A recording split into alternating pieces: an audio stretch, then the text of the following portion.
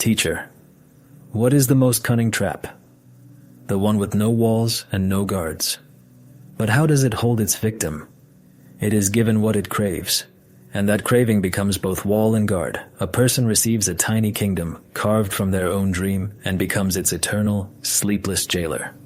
They are not a prisoner. They are a flawed god chained by their own desire. He was an architect whose blueprints lay dormant in thick cardboard folders.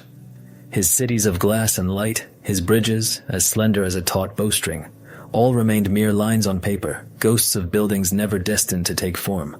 He lived in the shadow of another's triumph. The man whose name was now etched onto foundation stones had once been his apprentice. He took the master's grand vision, stripped it of its soul, simplified its curves into crude angles, replaced the breadth of space with dead symmetry, and the world applauded this caricature. Each morning began with the same bitterness in his mouth. He looked from his window at the distant spire crowning a stolen dream and felt like a living corpse, keeper of his own crypt. That day, everything changed. In the corridor, opposite his door, where yesterday there had been a blank wall, painted with institutional grey, now stood a door. Simple, without a number, with a dull brass handle, it was as old as the house itself, yet utterly alien. He asked his neighbors. No one had seen anything. No one had heard the sound of hammers. The door had simply appeared, as if it had sprouted from the plaster. With a trembling hand he turned the handle. The door yielded silently, revealing an opening into emptiness. The room was absolute nothingness. No windows, no furniture, not a single crack on the smooth, featureless walls. The air within was still. The sound of his steps was swallowed, unreflected. It was a place outside time, a pocket of silence, turned inside out. He stepped inside and the door closed softly behind him, cutting him off from the world. There was no panic, only a strange stupor. Alone in this silent cocoon, his thoughts involuntarily returned to his curse, to that building on the horizon. He pictured it in every detail, the ugly cladding hiding shoddy brickwork, the cheap panels mimicking stone. In his mind, honed by years of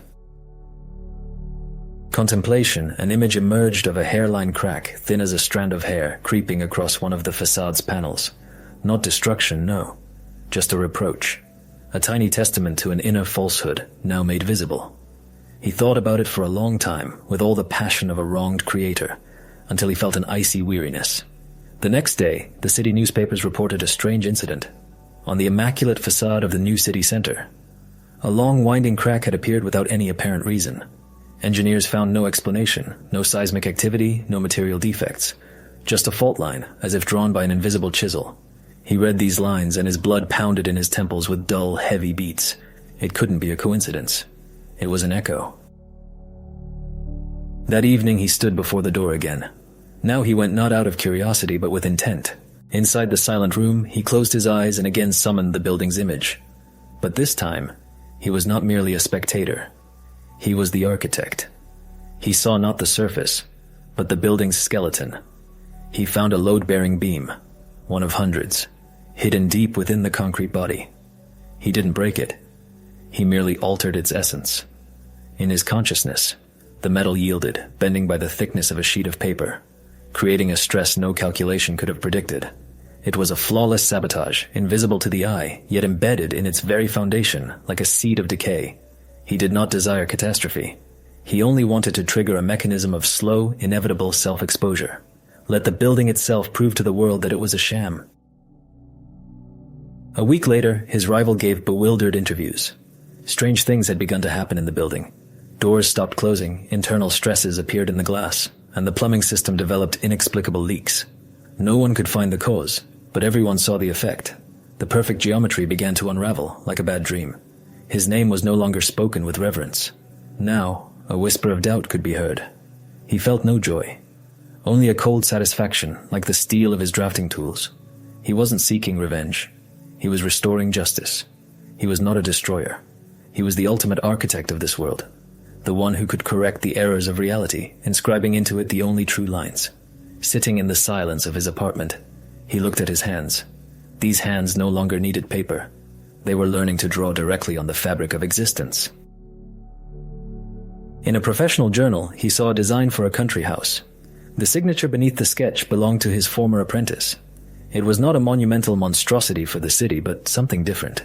Intimate, refined, almost tender. A home for a family, for a quiet life. In the graceful lines of the roof, in the placement of the windows facing the morning sun, he recognized with bitterness echoes of his own early ideas. Those he had once shown the young man who still believed in the purity of the craft. Now, that purity was used as a screen, behind which lurked the same thief, trying on the garments of a creator. At first, he tossed the journal aside. This was petty, unworthy of his new gift. Interfere in private life? In a space intended for love and peace? No.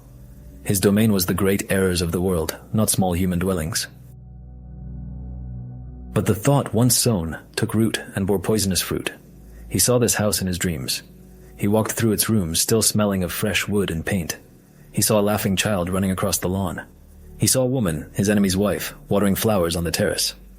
And in this idyllic scene he felt a falsehood as profound as that within the load-bearing structures of the city center.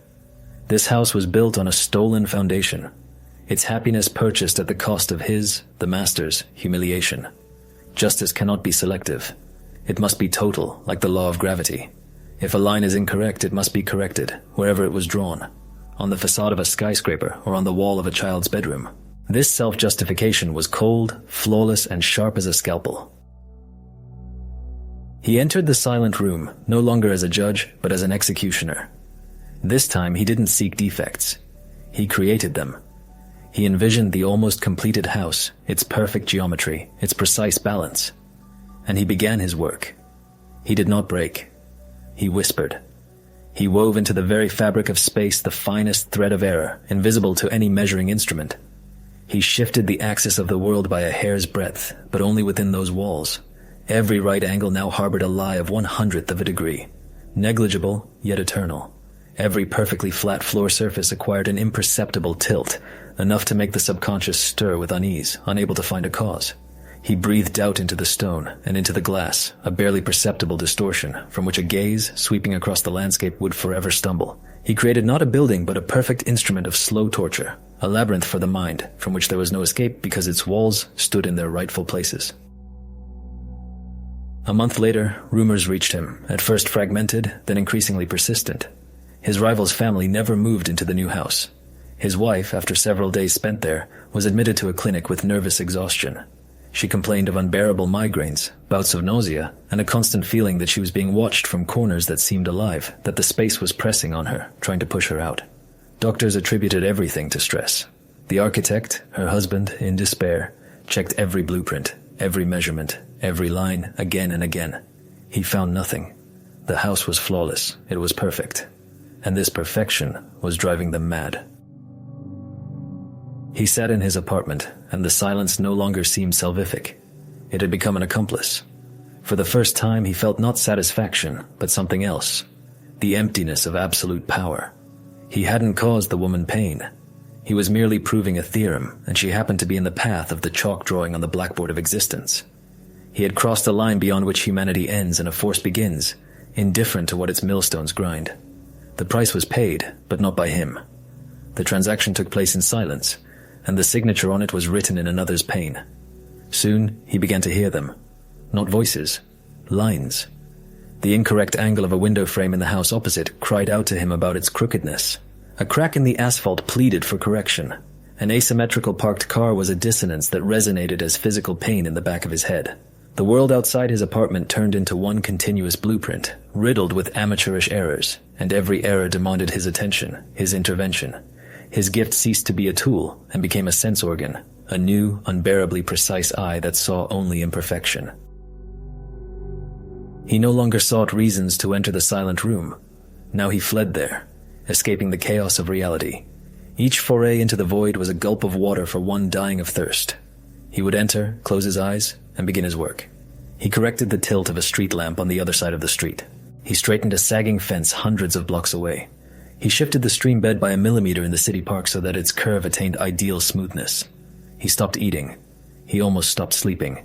His body withered, becoming merely a temporary vessel for the all-seeing will that resided within. He was no longer an architect, but rather a custodian, an eternal restorer of the universe's decaying edifice. One day he entered the room and, turning around, saw no opening. The wall was smooth and seamless, as it always had been and always would be. There was no panic. Only a quiet, cold understanding. He was not trapped. He had been appointed to a position, and now, before his inner eye, the entire fabric of existence unfurled from edge to edge. He saw not only buildings and streets. He saw the tension in the crystalline lattice of stone. He saw the incorrect angle at which a blade of grass grew. He heard the arrhythmia in the beat of a moth's wings. And all of it needed correction. All of it pleaded for his hand. He got what he craved. He became the sole creator whose design was absolute law.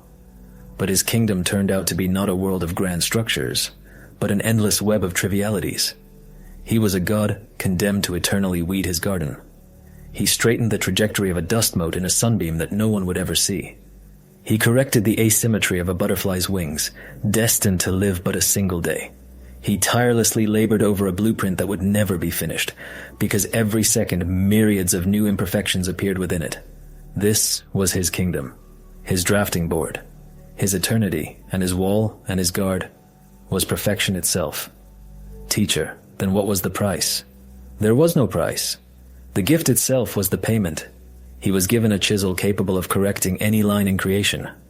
And his eyes were taken, leaving him unable to see anything but lines in need of correction.